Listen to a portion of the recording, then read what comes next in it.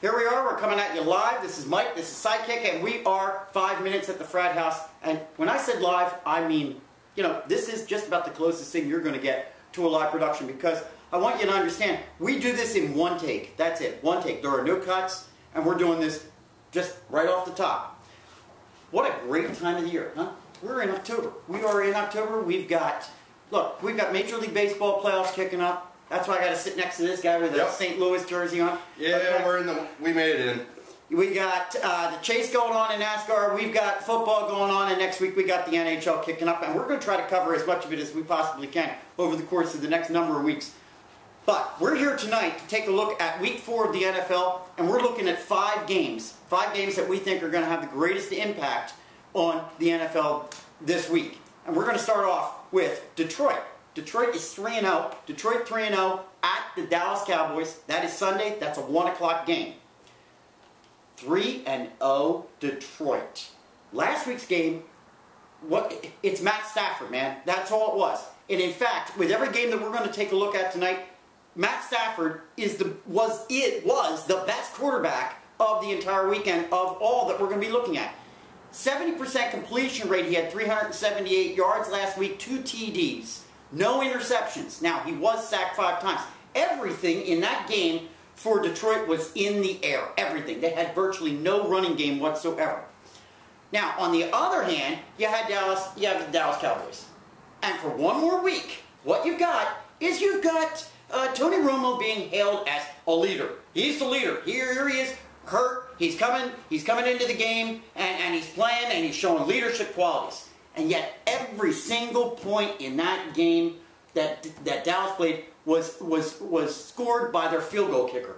18 points right there scored by their field goal kicker. Dan Bailey, 6 for 6 on field goals. Tony Romo, 61% completion rate. There were 375 yards of total offense, 250 yards passing, 125 yards rushing.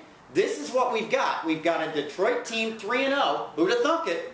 Against the Dallas Cowboy team in Dallas, 2-1. Dallas favored by 1.5. Where are we going? Well, looking at the Lions, they're 2-0 on the road this year. They're 3-0, 2-0 on the road. Now they've got to get Pettigrew going in this game. That's going to be key for them to win this game. Also, Dez Bryant is going to be a game time decision whether or not he's going to play this week. So, I'm going to go with the Lions. All right, you're going for this. I think they're going to they're going to be 3-0 on the road after this week. Good point about Pettigrew. Stats indicate that Stafford and Pettigrew, those two together, absolutely phenomenal last weekend. It's a 1.5 point favorite for Dallas. All right. There are some that say that that is actually a Detroit line. All right? My question is, through all of this, 3-0, is Detroit for real? I'm going to tell you right now, I'm going with Dallas on this one. I don't know if Detroit is for real. What I don't like is I don't like the fact that they do not appear, at least at this point, to have any kind of a running game. Everything's in the air. I'm going with Dallas. I would take those points and take Dallas Cowboys on this game. All right, we're going to move on to Game 2. Game 2, we've got the Panthers at Chicago. That is a Sunday game at 1 o'clock as well.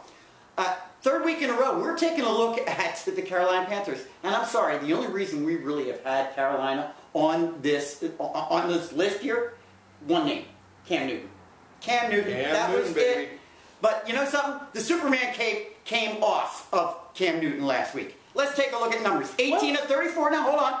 53%, 158 yards, 1 TD, no interceptions, no sacks. 158 yards. This was the guy that you said last week was going to get us 400 yards this week, I think. I think you said that last week.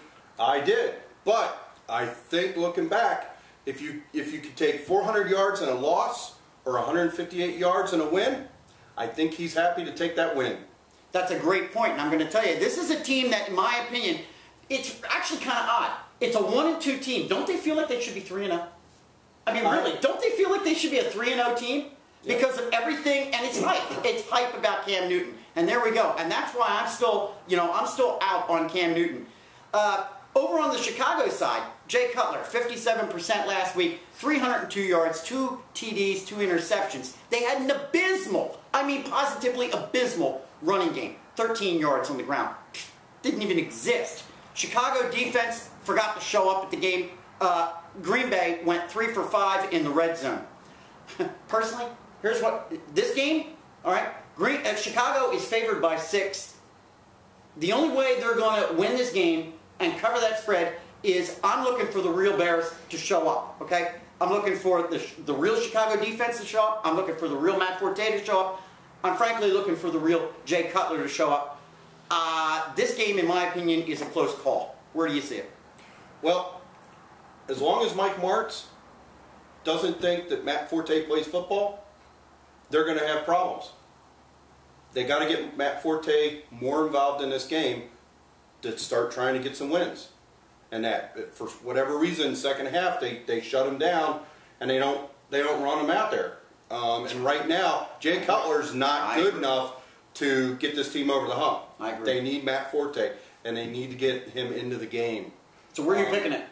I'm going to go with. I'm going with my boy. Yeah. I'm going with Cam Newton. Crush. Of course it is. It's a man crush. It's a man crush. And I'm going to tell you, you can take your man crush. I'm picking the Bears. I'm picking the Bears with the 6 points. I'm really hoping that my Chicago defense and my Chicago team is going to show up. We're on to Game 3. Game 3, we've got the Pittsburgh Steelers at the Houston Texans. You know, Houston, 2-1, okay? I'm going to ask some of the same questions that I just asked about with regards to the Detroit Lions. But let's take a look at what we've got as far as the matchup goes and as far as what some of the key players in last week's game did. Ben Roethlisberger was gentle Ben, in my opinion, okay? Not Big Ben, all right? 68% completion rate, 364 yards, 1 TD. All right, then it all starts to fall apart. 3 sacks, 2 fumbles, both lost. All right? The difference in this game was our field goal kicker, a 38-yard field goal with 4 seconds left on the clock in the 4th quarter. Houston Texans, Matt Schaub, everybody's talking, and yet at the same time, in my opinion, that game last week that the Houston Texans played against the Saints, that game was all about the points that Houston ended up getting, all on the foot of Neil Rackers. Neil Rackers, 4 of 4 on field goals, 3 point-after attempts, and he ended up with 15 of the points. So, in my opinion, I'm just not sure where the Houston Texans stand. You know, 2-1, that might look great. I'm not sure. Again, the question I have got written here is Houston for real? Time's yours.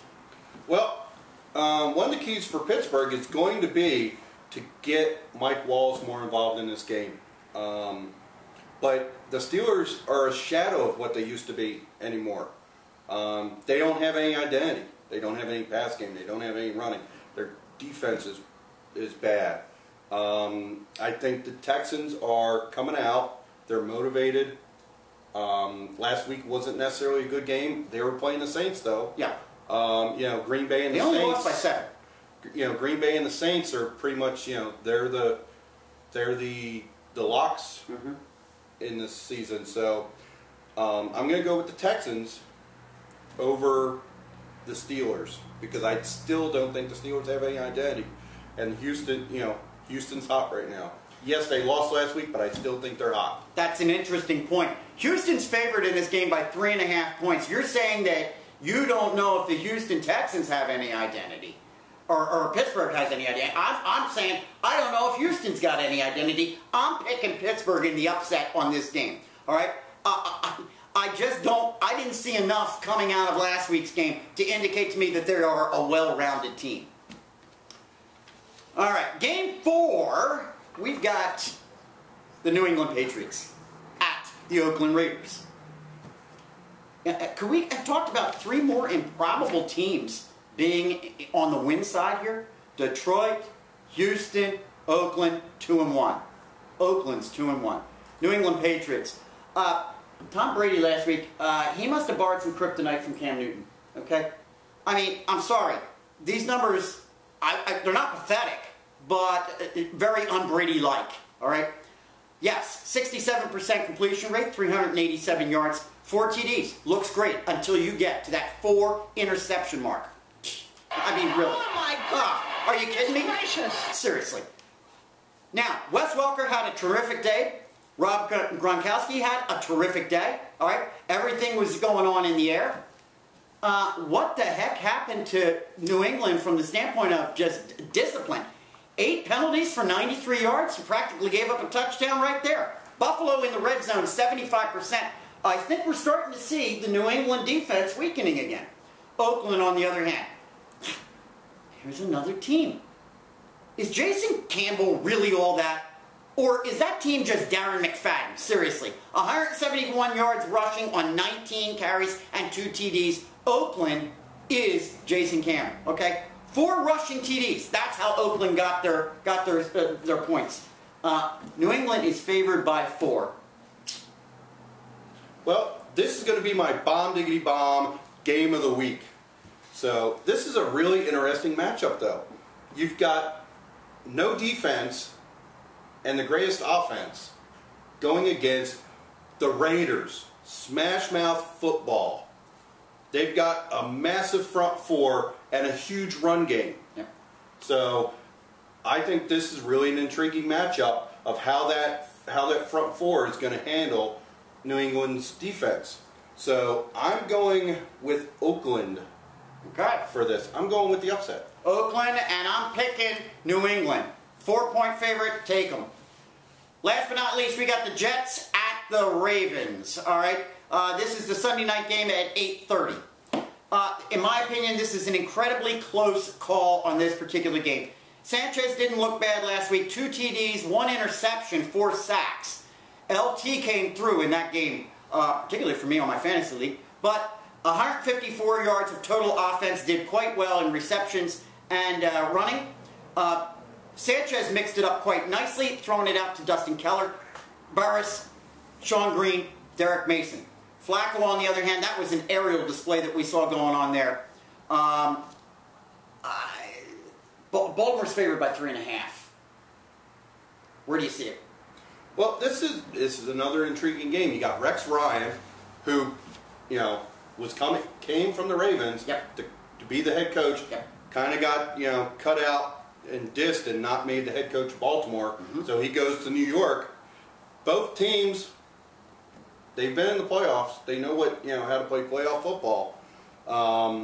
You've got Baltimore. Torrey Smith, 3 touchdowns. Yeah, fabulous. All three of Flacco's touchdowns. As far as injuries, Mangold is going to be a game time decision. Yep. Evans is out this week. Who we picking? I'm going with Baltimore. Baltimore. Sidekick's got Baltimore. The favorite by 3.5. I'm picking the Jets. That's where I'm going with this one. All right, there you have it. That's those are our 5 games that we think are going to have an impact this week. We want you to tune in next week. You better make sure. Week 5. We'll be talking about all kinds of stuff. We've got all kinds of things kicking up this week, including Major League Baseball. All right? In the meantime, I'm asking you, please, keep it real, keep it live, keep it going, keep us going. You got it. There it is.